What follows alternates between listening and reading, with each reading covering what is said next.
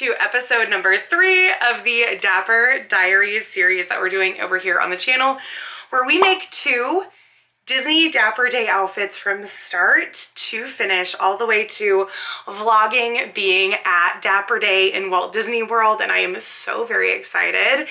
And if you haven't seen the first 2 installments of this series, you may want to go and check those out, because this might be a little bit confusing, because we are going to get right into it because we have a lot to cover. So everything's going to be linked down below for you if you haven't seen those, and then come back to this video and check it out.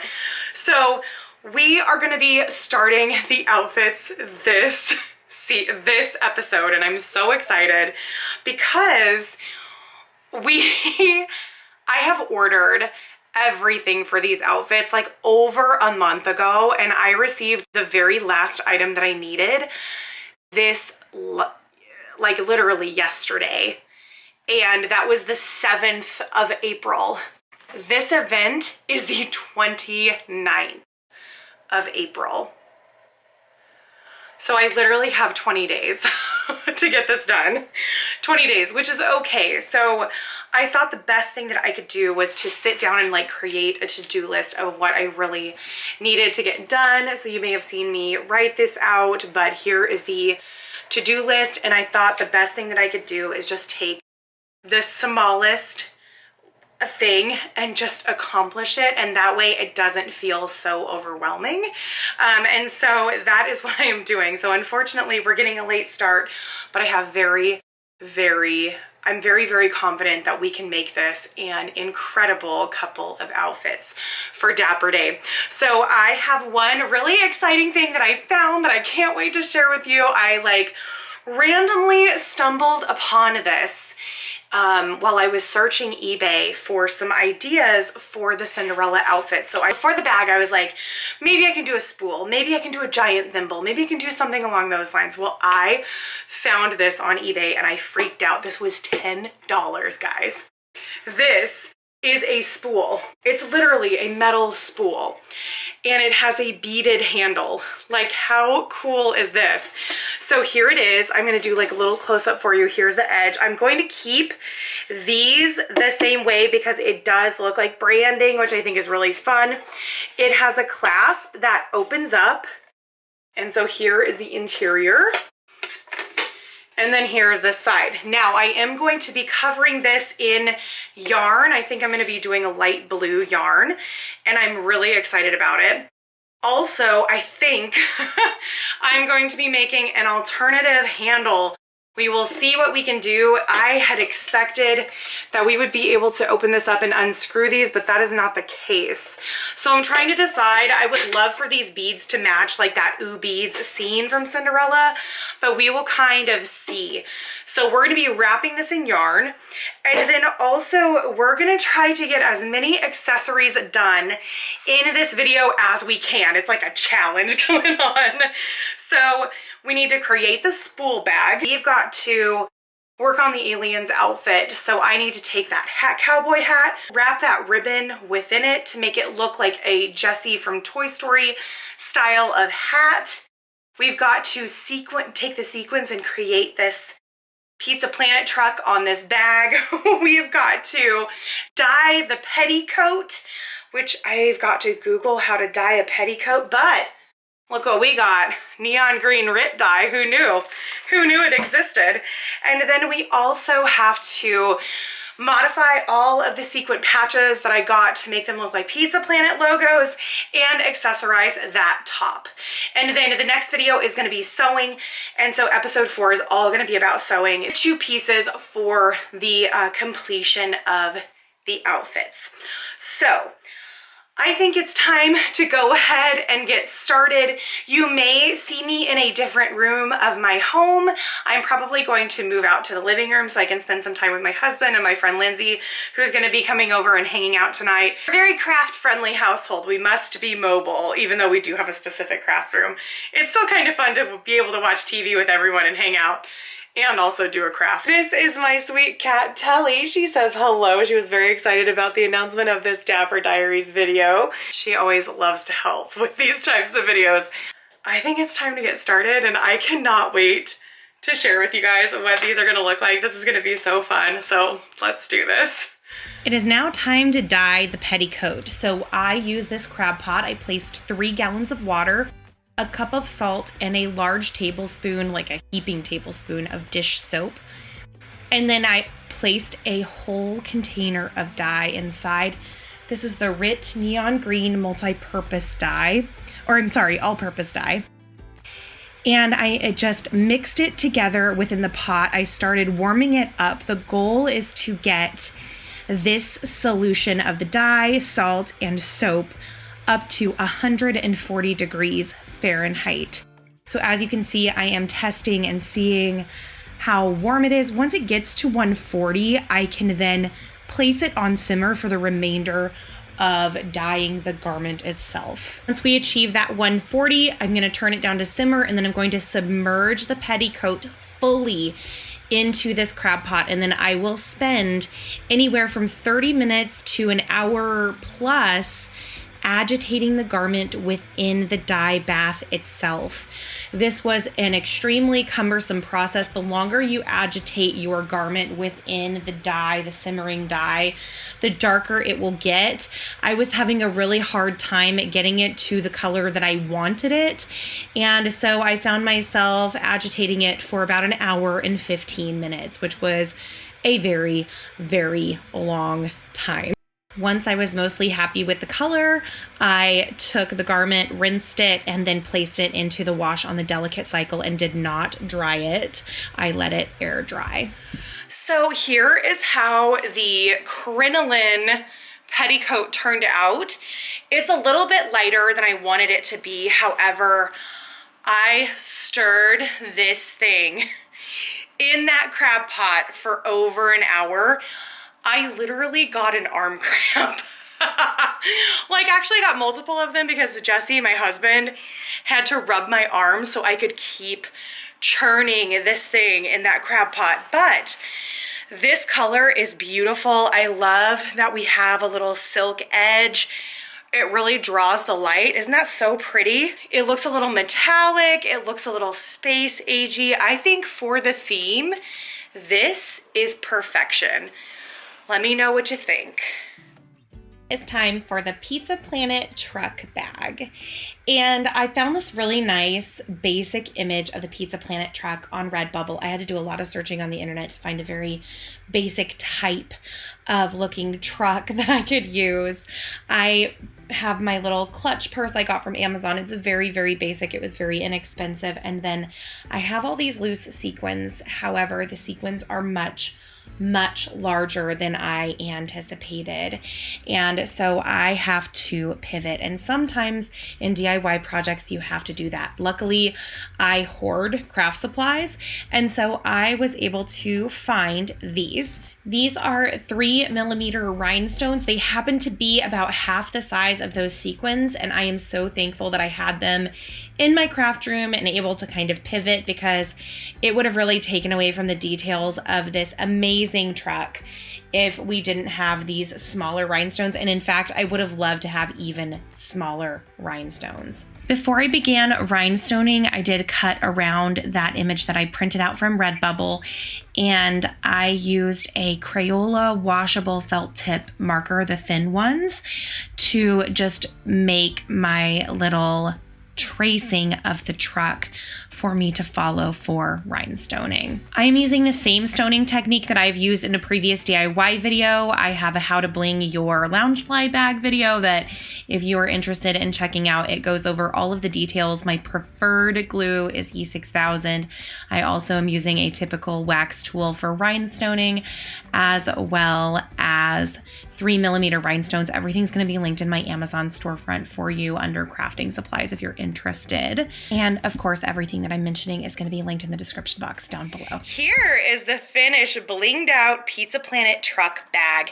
Now, I love how this turned out. It was definitely a pivot from what I was previously going to do. I was supposed to use small sequins to match the Pizza Planet truck, but the sequins ended up being about double the size of these rhinestones. I just had to make it work because we didn't have time to order anything, so we had to go with it.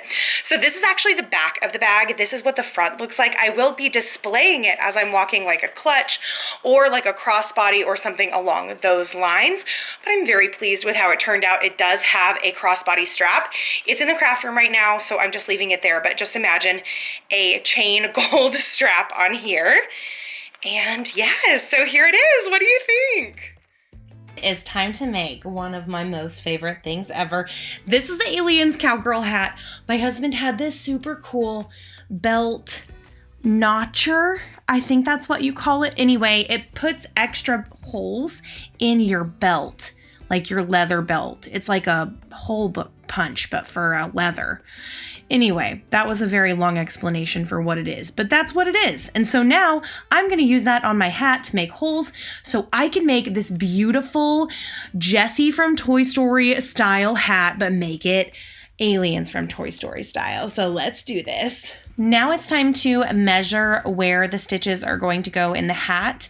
I felt like 2.5 inches was a good amount because the thread that I'm using is 6mm. It's pretty thick, and so I wanted some space in between so it wasn't crowded, and I think it was the perfect amount. And so you'll see me using a paint pen because I could not find anything that would actually mark on this hat because the fabric was such a weird texture. It's very cheap. I don't know how I didn't catch this on camera, but anyway, I used that notch thing and it made holes like a hole punch. It was incredible. And I set it to, I think, 1 inch because there's a little setting where you can do the depth of how far you're going to punch. I cut about 4 feet of this cord. This was the cord that I utilized for the stitches, and I ran it through all in one piece. So that's why I had to have such a long cord. And then I sealed it with a dot of hot glue underneath each of the stitches to ensure that if it got loose in the back where I put it together, it would not completely come apart. So let's take a peek at this finished hat. Ready?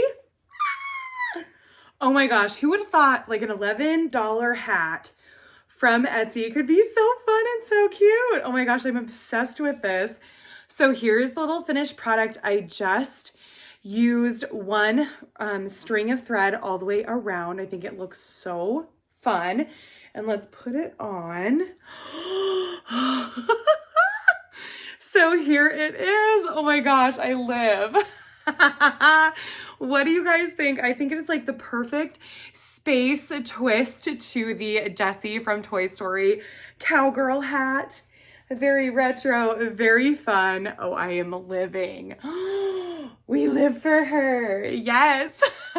It is spool bag time. Not school bag, spool, like the thread. Anyway, so I did a little pivoting that we probably need to talk about. So you'll notice that I found this amazing teal yarn in my craft room. Already had it. I'm like, you know what? This is pretty. And that way I don't have to change or try to change the handle to that teal color. I can just leave the navy beads and pay homage to the ooh bead scene with a teal colored thread instead, or that was kind of my idea. So basically this is so easy to do. All I did was I covered the outside of this spool with a piece of yarn. And I say a piece because it was single pieces. And I continued this until all of my nail polish was ruined and basically flaked off. And also I had blisters on every single one of my fingers.